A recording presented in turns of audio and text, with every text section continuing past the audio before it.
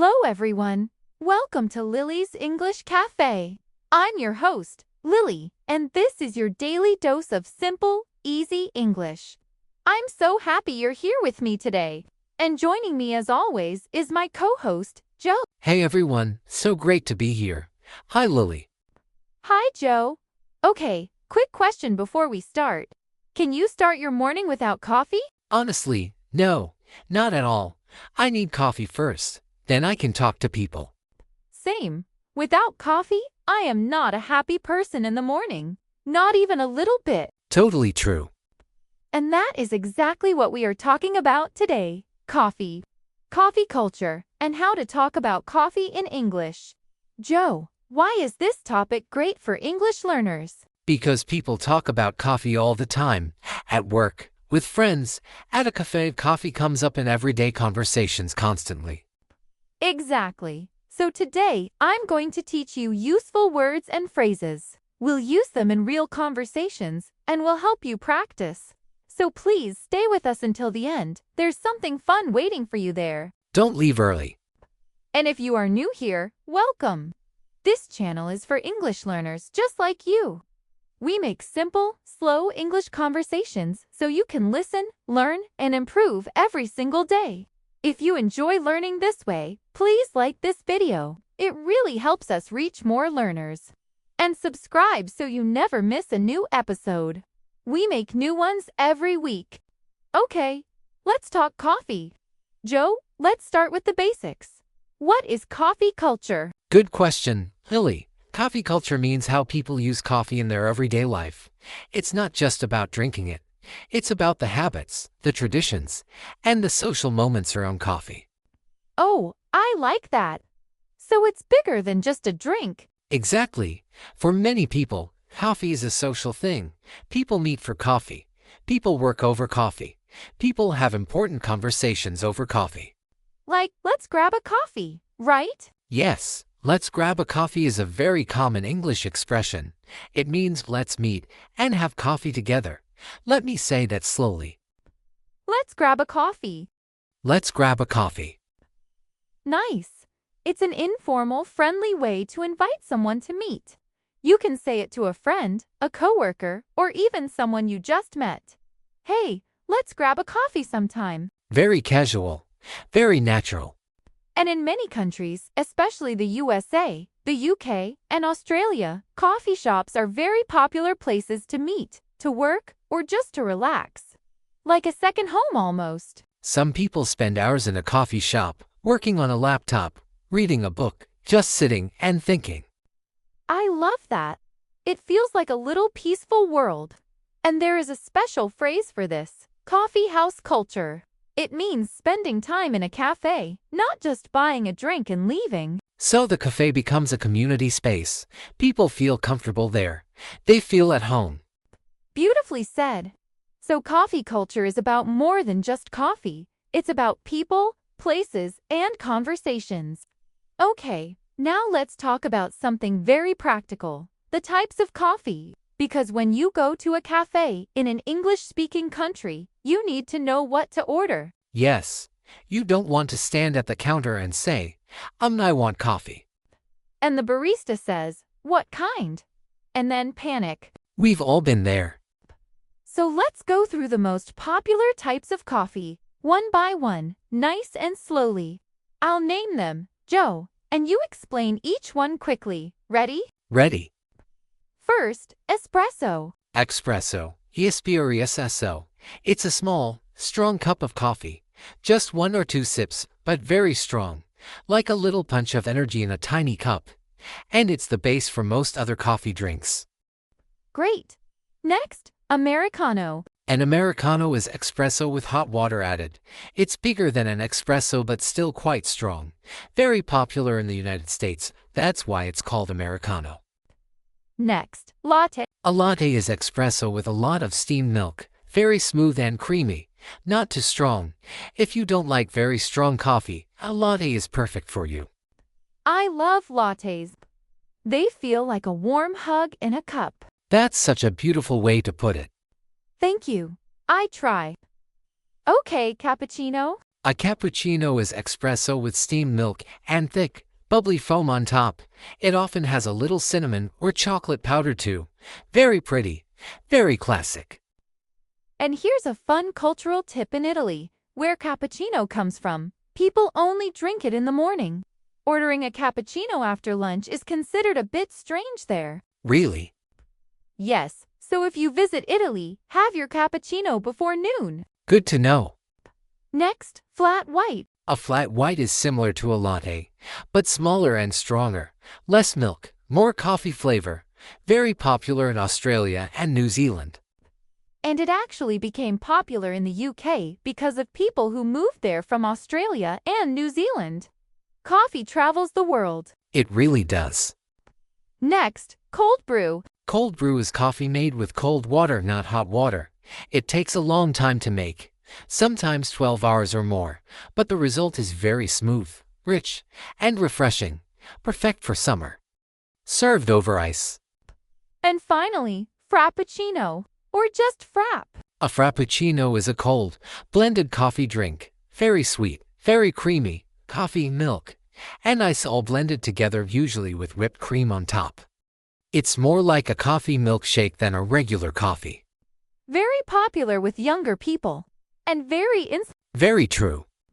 Okay, let's do a quick review together. Repeat after me, listeners.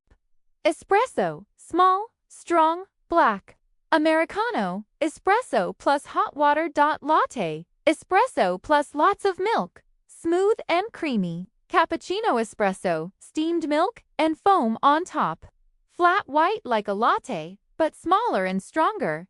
Cold brew, made with cold water, smooth and refreshing over ice. Frappuccino, blended coffee with ice and cream, sweet and fun. Great job, listeners. Now, let's practice ordering coffee. This is where people sometimes feel nervous. But don't worry, I'm going to make it very simple. When you go to a coffee shop, the barista, the person who makes the coffee, will ask you some questions. Let's practice a real ordering conversation. Joe, you be the customer. I'll be the barista. Perfect. Hi there, welcome in. What can I get for you today? Hi, can I have a latte, please? Of course, what size would you like? Small, medium, or large? Can I get a medium, please?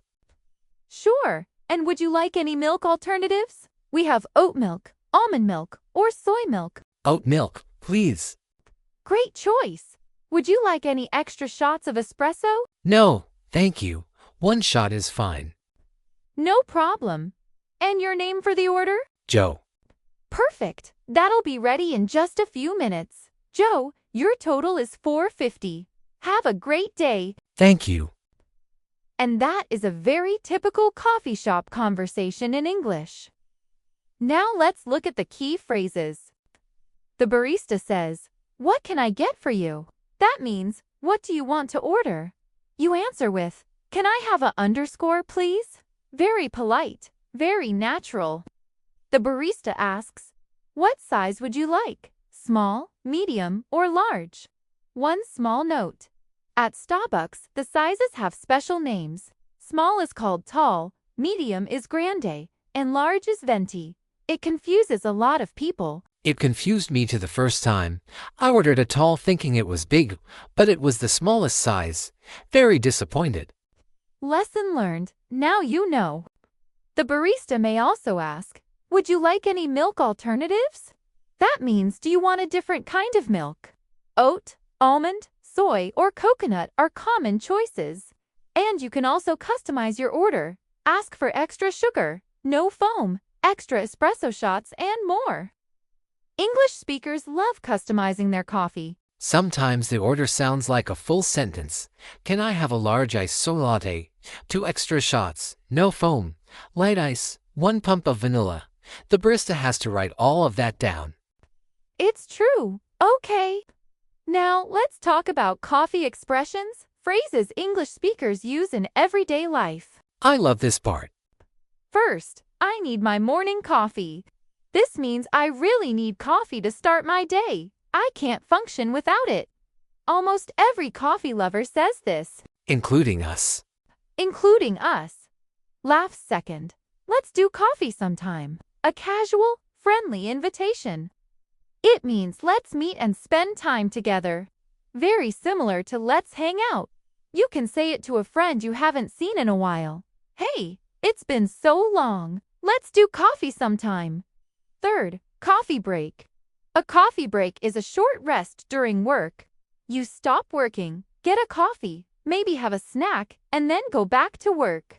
Most offices have a morning and afternoon coffee break. It's an important part of the workday. Absolutely. Fourth, I'm running on coffee. This is a fun expression. It means I'm very tired, and the only thing keeping me going is coffee. Like your body is using coffee as fuel instead of sleep? I've said this many times. After a long night, I only slept 4 hours. I'm running on coffee today. Me too. Fifth, would you like to grab a cup of coffee? A polite invitation to a colleague, a friend, or someone you want to know better. Also sometimes used as a first date idea. Very classic, very charming. Very charming indeed. And last, coffee is my love language. This is very popular on social media. It means giving someone coffee is how I show I care about them. If someone brings you coffee in the morning without you asking, that's love. Pure love, right there in a cup. Okay, Joe, coffee culture is different in different countries. Let's share a few. Italy first. In Italy, people drink espresso very quickly. They stand at the counter, drink their espresso in 1 or 2 sips, and then leave. No sitting with a laptop for hours. Coffee in Italy is like a quick ritual, fast and efficient. What about the USA? Americans love big cups of coffee. They often carry coffee with them in a travel mug or paper cup while they walk, drive, or work. The phrase is coffee to go. You take it with you. So American coffee culture is about speed and convenience. Often, yes, but coffee shops are also popular places to sit, work, and study for hours. What about the UK? The British are traditionally famous for tea, but coffee has become very popular in recent years. London has a really vibrant coffee shop scene, and the British love a flat white.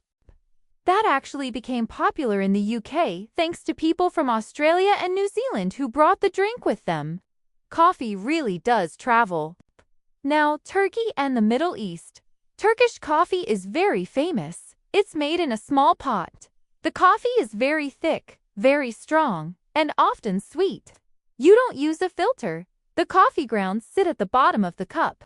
You stop drinking when you reach the bottom. And in some traditions, people read fortunes in the coffee grounds. After you finish, you flip the cup over, let it cool, and someone reads the shapes to tell your future. I want someone to read my coffee cup. You might learn something very interesting. And finally, Ethiopia. Ethiopia is believed to be the birthplace of coffee.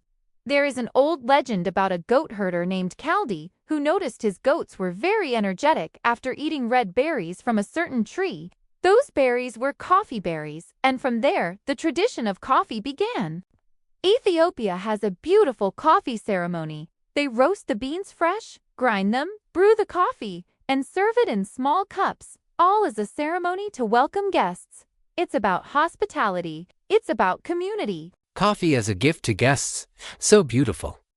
Now it's your turn. Listeners, think about your answers. Try to say them out loud in English. Question 1. Do you drink coffee? If yes, what's your favorite type? Question 2. Do you prefer hot coffee or cold coffee?